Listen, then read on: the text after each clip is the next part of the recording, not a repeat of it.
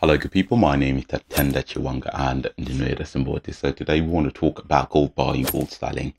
I got a question, one person asking me that, what do you actually mean when you talk about apparatus you need? Like the stuff you need to sell. So apart from the license itself, which is now free, I've just gathered that information. All you need to do for your company is to provide your bank balance showing that you've got at least about 10 grand in your bank account for buying and selling money you're going to be using to trade. If you're an individual, I think it's about 2.5 or 2 grand. And so it's never been easier. You don't need to pay for the license itself, just to prove that you can actually trade the gold because you've got the money. Right now, that's out the way. Things you need. I've got a little list here. Right, apart from the paperwork, you will need a gold test kit. You'll need gas bottles. You'll need clay pots, flux, compound, acid, a magnet. Seems simple. Right, so a gold test kit is a kit that has got chemicals and a rubbing stone where you just rub a bit of the gold and drop these compounds on it, the liquids, and they react to actual gold. If they don't react, then you might be buying a fake stone, a fake nugget. It is essential. This is something that you need. I'm sure it's about 50 bucks or something like that, but you use it a lot of times, right? And gas bottles. These are just that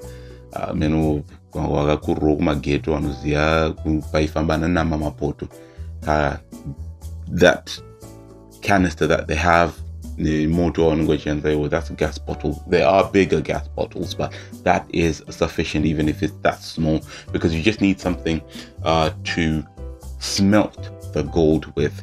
I also mentioned clay pots.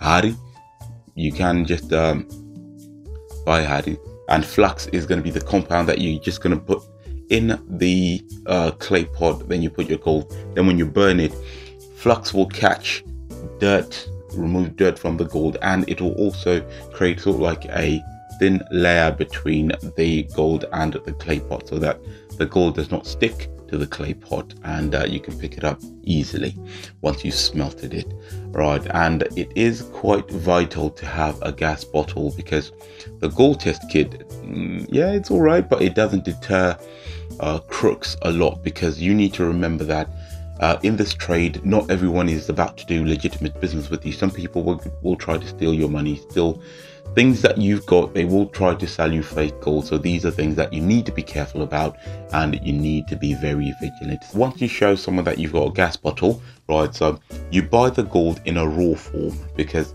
when you're buying it in the bundu, masangogo, you don't buy it as a gold nugget every time, shiny.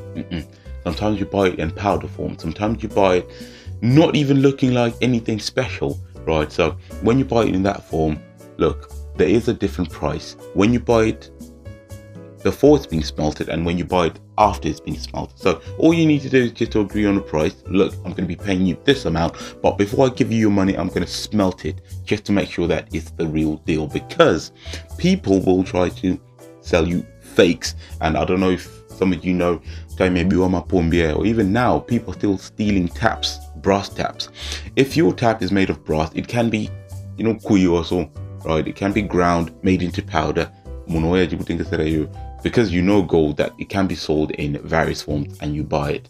That's the worst thing that can happen, because it's fake. So when you burn it, it changes color, and it's got different properties to gold. So brass doesn't have the same shine as gold, although it looks like, but it doesn't have the same shine. To the trained eye, you can actually tell when you burn it.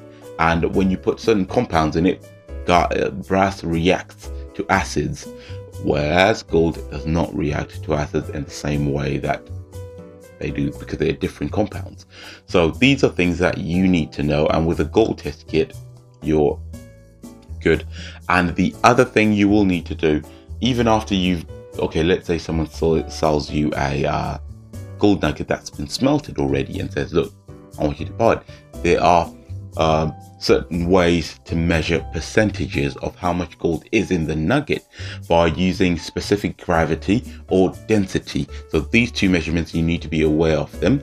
I don't know, you need to find out what they use, which formulas they use in your place, but it's best to have to know your formulas, because it should be the same. It should be universal everywhere, even in America, even in Zimbabwe. But there is the statement, no, those notions are density, they're trying to steal from you. But if you know how to work it yourself, then you will be, clear from being mugged or being crooked. These are things that you need to know. And I hope this has been helpful to you. I've just tried to make it a bit concise and just give you a bit of an idea of what you need and what you need to know before you start this gold trade. And if you think that this video is a good one, please like and subscribe. And thank you to those who've liked and subscribed to my videos. I'm almost at 100 subscribers, which is good. And until next time, see you again.